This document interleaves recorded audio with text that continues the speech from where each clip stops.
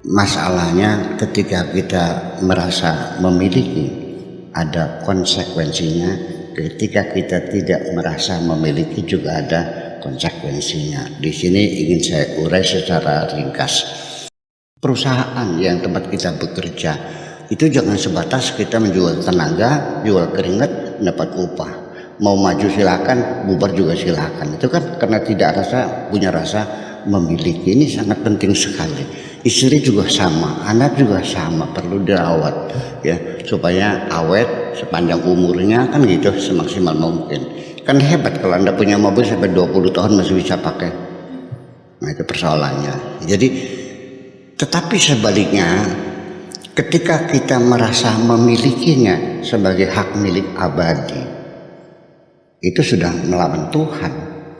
Karena pemilikan abadi hanya milik Tuhan. Karena dunia ini, langit, bumi, dan segala isinya adalah milik Tuhan semuanya itu. Dan Tuhan akan memberikan rezeki kepada siapapun yang dikehendakinya. Nah, akibat karena kita merasa memiliki, akan saya dialogkan dengan Pak Afkar. Pak Afkar punya mobil kan? Iya. Nah, ketika mobil itu hilang, dicuri orang, Anda sedih nggak? Sedih. Pertanyaan saya, kenapa Anda sedih? Karena merasa memiliki. Karena memilikinya. Ada yang menjawab, ya karena ini mobil kredit, belum lunas. Saya tanya lagi, andai kan sudah lunas, lalu hilang, sedih nggak? Tetap sedih. Ya, oke. Ada lagi yang beralasan mengatakan mobil itu cuma satu-satunya. Kalau Anda punya mobil 3, hilang 1, sedih nggak? Tetap sedih. Jadi kalau begitu, kesedihan yang Anda tanggung adalah akibat karena Anda merasa memiliki. Iya. Ketika yang hilang itu mobilnya Pak Camat, Anda sedih nggak? Tidak. Kenapa tidak sedih? Karena tidak memiliki. Karena bukan milik saya. Nah, situlah persoalannya. Jadi para ustadz yang ada di sini, termasuk muridnya dan sebagainya, staf yang bekerja di sini, itu ketika pondok ini bubar, sedih nggak? Di situ akan teruji Anda merasa memiliki atau tidak. Ketika Anda sedih, berarti Anda punya rasa memiliki. Ketika perusahaan itu akhirnya gulung tikar, tutup akhirnya, Anda sedih nggak?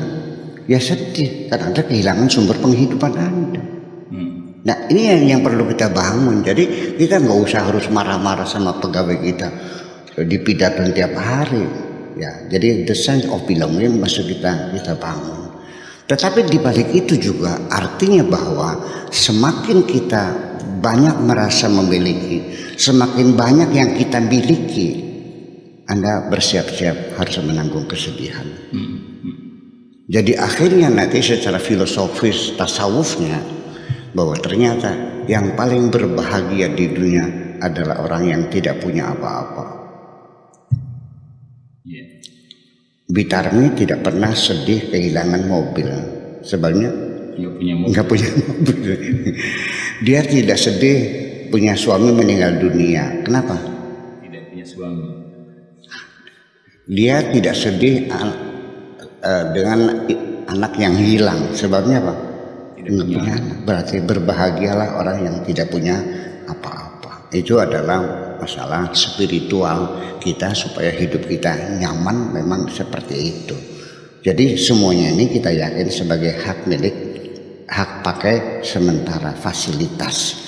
Nah, filsafat agamanya bahwa Allah Subhanahu wa Ta'ala, Tuhan kita semuanya, bahwa langit, bumi dan seisinya itu sengaja diciptakan oleh Tuhan untuk fasilitas kita. Lillahi ma fis samawati wa ma fil ardi. Ya, semuanya milik Tuhan, tapi wa khalaqalakum ma fis samawati wa ma fil ardi. Tuhan menciptakan langit, bumi dan seisinya adalah buat kamu semuanya itu. Jadi kalau buat kamu semuanya, berarti logika kita akan mengatakan bahwa di dunia ini apa saja boleh, nggak ada yang tidak boleh dong. Untuk kita berarti boleh, itu persoalannya. Jadi tetapi ada beberapa pengecualian yang ini tidak boleh, yang ini tidak boleh. Yang disebut dengan bahasa agama itu dengan bahasa haram. Tapi haram itu sendiri maknanya adalah kemuliaan, bukan larangan. Jadi Masjidil Haram itu bukan masjid haram, masjid tidak boleh, tapi masjid yang mulia. Jadi ketika Tuhan melarang kita memiliki sesuatu, mengkonsumsi sesuatu, ya kan begitu, itu bukan membatasi kebebasan kita, bukan membebani kita, tapi secara protokoler karena Anda makhluk terhormat, maka diatur ada hal-hal yang tidak boleh dalam rangka menghormati Anda sebagai makhluk yang terhormat. Itu. Ya Rasulullah, ya Nabi, laka syafa'ah,